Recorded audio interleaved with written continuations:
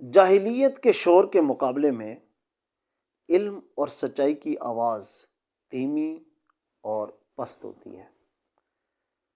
مرید جتنا بڑا جاہل ہوگا اس کا پیر اتنا ہی کامل اور بڑا ہوگا۔ اقرار الحسن نے بڑی جرأت اور بہادری کے ساتھ بدنام زمانہ پیر اور شبدہ پاس اور خود ساختہ قلندر دوراں کو اس کی دہلیز، اس کے آستانے اور اس کے مجمع میں بے نقاب کر کے رکھ دیا ہے۔ یہ آواز علماء اہل سنت کو اٹھانی چاہیے تھی۔ یہ آواز محراب، منبر، مساجد، مدارس، خانوادوں اور جانشینوں کو اٹھانی چاہیے تھی جو اقرار الحسن نے اٹھائی ہے۔ ابھی تک علماء اہل سنت والجماعت اس معاملے میں خاموش ہیں، اور یہ خاموشی ایک مجرمانہ غفلت کے زمرے میں آتی ہے۔ ہم نے یہ بھی دیکھا کہ ایک جاہل آدمی جس کو کلمہ تک پڑھنا نہیں آتا، بسم اللہ الرحمن الرحیم سیدھی نہیں پڑھ سکتا، جس کو دعائے قنوت نہیں آتی، جس کو کلمے نہیں آتے، جس کو نماز جنازہ نہیں آتی، جس کو قرآن پاک کی پہلی ابتدائی آیات پڑھنی نہیں آتی، اس نے پوری دنیا کو آگے لگایا ہوا ہے، اور وہ اپنے آپ کو ولی کامل اور قلندر زماں، قلندر دوراں کہلواتا پھرتا ہے۔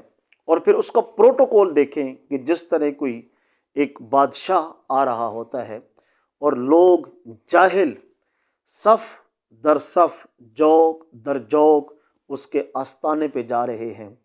اور یقین جانیے کہ ہمارے اس معاشرے پہ، ہمارے اس سسٹم اور ہمارے اس نظام پہ ایک بہت بڑا داغ اور دھبا بن کے ہمارے چہرے کے اوپر وہ چمک رہا ہے۔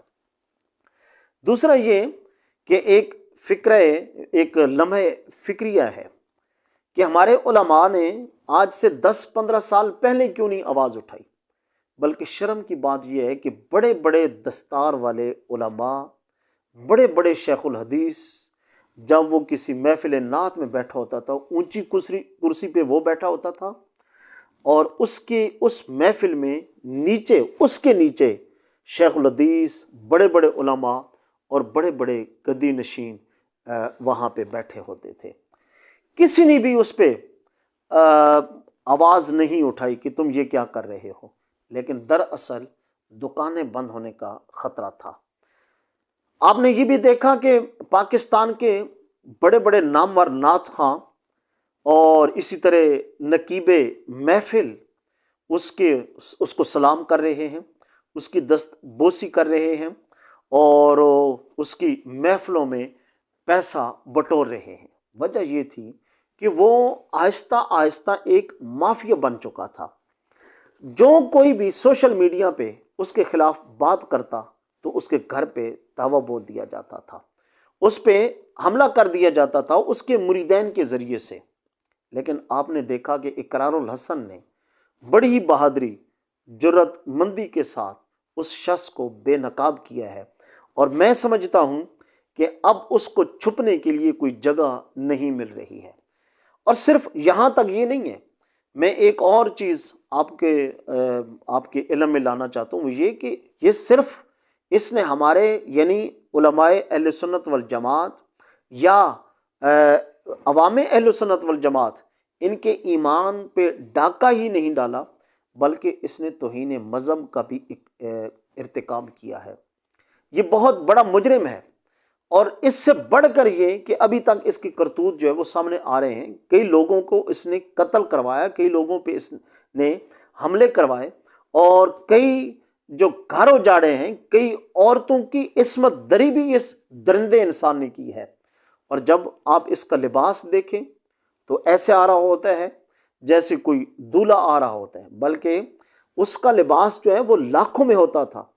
وہ اپنے ہونٹوں پہ سرخی لگا کر، اپنی گالوں پہ سرخ رنگ بھر کے، ایک میچنگ کا لباس پہن کے، یہ کہاں کی ولایت ہے، یہ کہاں کی قلندری ہے؟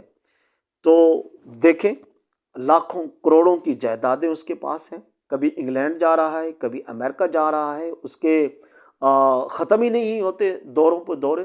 تو اقرار الحسن کو سلام، اس کی جرت اور بہادری کو سلام.